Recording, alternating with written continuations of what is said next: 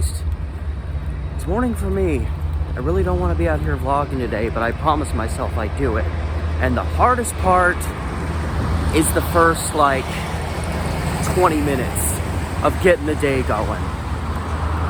So I am in Northeast Portland. I'm actually right next to the Memorial Coliseum, continuing my venture northbound to discuss a mystery, a holiday weekend mystery that may all be the result of the actions of one person who became completely unhinged for a weekend, or maybe not.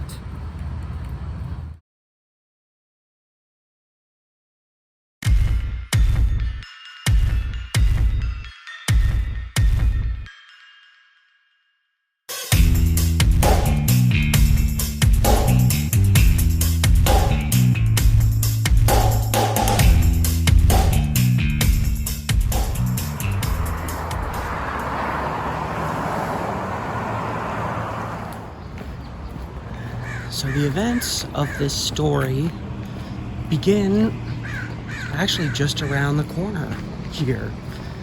I'm approaching this crossing street, which is North Webster Street, and I'm one block off of Interstate, and I noticed they've recently started construction on some big some typical Portland boxy monstrosity right where the events of this story took place, and you can see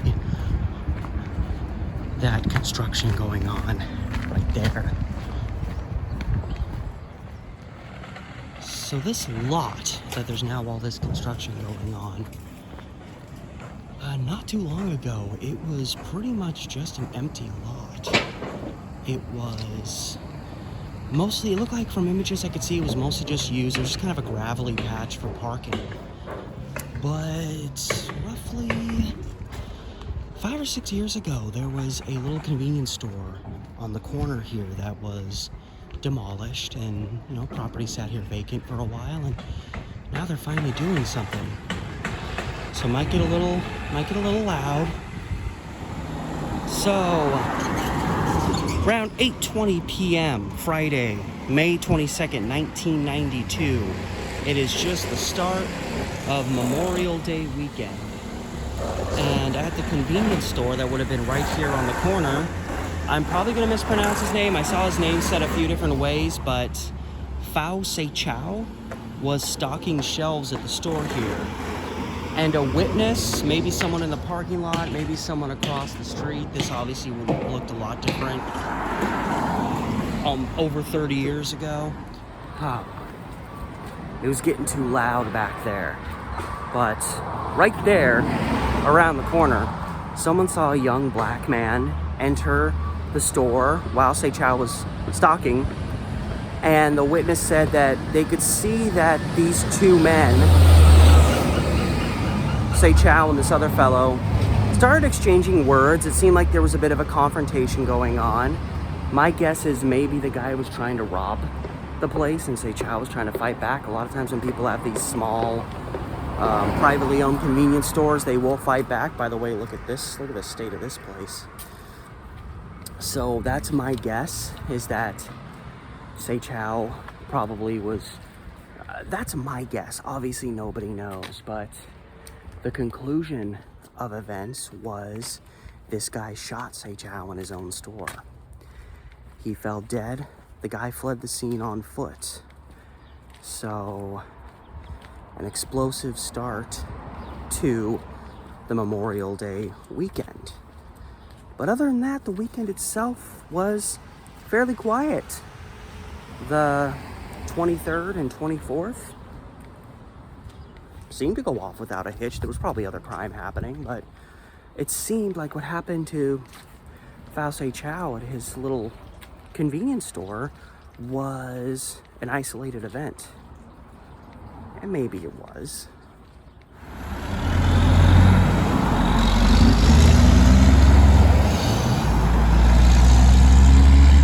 So fast forward ahead to about 1:30 in the morning. So it's now May 25th. And right in this vicinity, and at a phone booth that I guess used to be here that would have been located at 125 North Interstate, which technically would be like right over there across the street, but there's nothing there except there's not even a pathway over there. So I don't think, and this looks pretty much the same. I don't think it looked much different than this in 1992. So my guess is, I don't think there would have been a phone booth over here. I don't really understand the reason. However, on this side of the street, we have a sidewalk, we have a building right here. So my guess is the phone booth was probably more likely in this area, probably up close to this building right here. Around 1:30 a.m., Anthony Lucina was at the payphone, or at least next to it, and a witness in the area. So I don't know if it was somebody in their car, if it was somebody walking down the path, but some witness in this area looked over and saw what appeared to be Lucina being attacked by someone and then hitting the ground. And they saw a man in that area, an African-American man, get into a maroon car and leave this immediate area. Now, it was determined that the car in question was Lucina's car. That guy looked like he was running away from a crime. And the phone was found to be off the hook, which is, again, what led people to believe he was just here using this payphone for whatever reason. And his car was there. He obviously just stopped to make a call.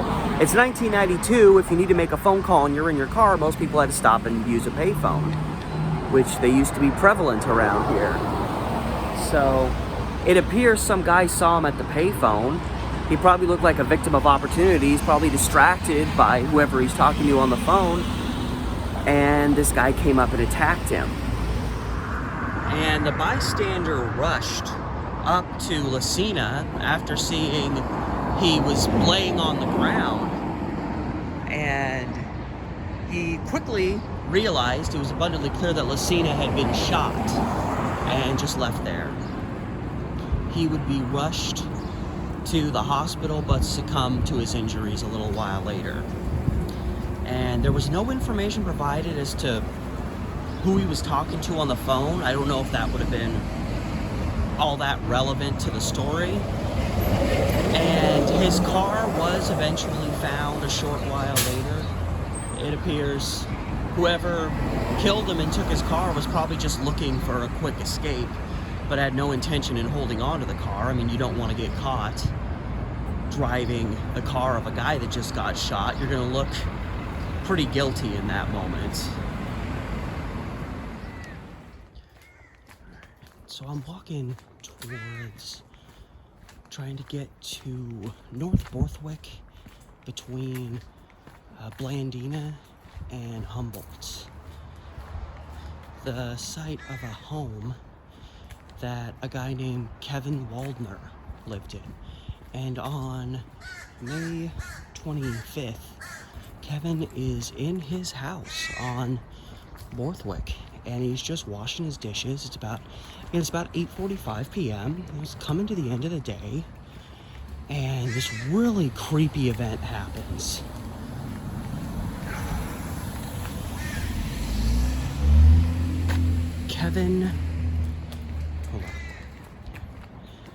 Kevin is just doing his dishes, and he suddenly looks up, and there is a man, black man, just standing in his house with him. And he, because I'm not afraid to admit it, I'd probably be freaking out a little bit. He looked at the guy and just said, "Can I help you?" I mean, maybe he was scared. He says that he saw at his side, this man that was in his house, at his side, he had what appeared to be a sawed-off shotgun on him. So he probably thought, okay, maybe don't aggravate this guy. Try to be polite, I guess. And so he asks the guy, "Can I help you?" And the guy just looked at him, stern-faced, and said no. And then he reached in and pulled his shotgun. Kevin lurched forward. A struggle ensued, at which time a shot went off, striking Kevin Waldner. The shot went through his stomach, but Waldner managed to survive, and he just fled the scene. So unlike the others in this story that would not live to discuss their events, certainly there were eyewitnesses, but they were people at a bit of a distance. Kevin Waldner saw this guy up close, face to face, for at least a span of several seconds. And so he was able to give a very solid description of this man that was printed in local papers. So at least there was someone to more or less look out for. And the description given of this man, granted, depending on where you looked, the numbers would fluctuate. You know, the height might differ by 1 or 2 inches, but more or less they were giving a very consistent description. And this description that Kevin Waldner provided matched very closely with witnesses at the other 2 crimes. And the description of the assailant was black man, 5'6" to 5'9" tall, 140 to 160 pounds, appeared to be in his late teens to early 20s, so a fairly young guy. He wore a long black athletic jacket, so I don't know, maybe like a Leatherman jacket or something, or like a zip-up windbreaker when they say athletic, and a black baseball cap with white letters on it. And the man was also said to have prominent cheekbones, which you can see that was a very distinguishable characteristic of this guy's face. He apparently had a very thin face. And the police ultimately came to the conclusion, based, I guess, on the time, and as it was said, based on the evidence that they were able to gather from these crimes, that it was the same individual responsible for the crime. And I'm certain the fact that the appearance of the man being very similar in all 3 crimes that happened fairly close to each other and all happened in North Portland, that probably helped them even more to draw and maintain that conclusion. So it did get a little hairy out there while I was trying to get this video done. A lot of traffic and whatnot. But those are the 3 sites where these events happened over the course of Memorial Day weekend. And they're kind of generally loosely referred to as Memorial Day murders, even though one of them actually wasn't a murder, but I mean, you could argue it was attempted. And law enforcement has always held the stance that these were all actions of the same individual, and perhaps they were. If you look up cold case information, those 3 crimes I discussed here are all linked together in the same posting. So it is believed that it was the same individual. Now, that being said, I'm not totally convinced. This very much could have been the work of 2 different people. I also find it very interesting that whoever did this, they just went on this rampage over the weekend, killed 2 people, wounded another, and then it seems they just kind of stopped out of nowhere. Now, it is possible whoever did this got busted shortly after on another crime and were never considered as this killer, and whatever the circumstances of that were, they ended up going away and weren't in a position to keep killing. It just seems very strange. You kill 2 people over one weekend and then you just stop. Killers don't really work like that. It's very rare that people kill and then just stop. Now, sometimes, you know, if you're talking about, say, serial killers, sometimes they'll kill a bunch of people and then stop for a couple years. But still, I find it very interesting that this person just kind of did it over a weekend and just stopped. The reason I'm not completely convinced that these were all related, and I feel like the strongest evidence, there's really 3 things that are the strongest pieces of evidence that argue that these are all related and all the same person. One is the description given for the man involved in all three instances match fairly close together, and that is a strong argument. There's also the fact that they happened over a very short period of time and in the same general area, this portion of North Portland. So those are strong arguments, but they're not absolute proof. Now, it's important to realize that up until hard gentrification started during the 1990s, which actually forced a lot of people of color out of the North area. There's still a lot of people of color living there, but not anywhere near as many as there were pre-90s. And in that area, in the early 90s, there were a lot, Portland is known as the whitest city in America. There's still a lot of people of color living in that area, and there were around 1992. So is it possible that two young black men could have been, one could have been responsible for these, another could have been responsible for those? Yes, that is possible. Is that what happened? We don't know. But all three of these instances are so different from each other that unless somebody was just out for a thrill and part of that thrill was trying to change it up each time he encountered somebody, then none of these sync up. The first instance, a guy walks into a convenience store, either gets into or instigates an argument with the employee there, maybe to try to piss him off, to give him an excuse to shoot him because he's out for a thrill over this weekend. And then he just shoots the guy in his store, and it's nighttime, but it's the 8 o'clock hour. It's not the middle of the night, and it's a convenience store along a busy stretch of road. It's not exactly a stealthy kill, and it was witnessed. The guy fled the scene. A couple days later, this guy breaks into a random guy's house on Borthwick, just stands there, stares at him, and then tries to pull the gun on him. A struggle ensues. He shoots the guy and flees the scene. There's not really a lot of correlation between those two crimes. And then the last one is just a guy at a payphone. Now, in this instance, he is kind of a victim of opportunity. It's in a dark space.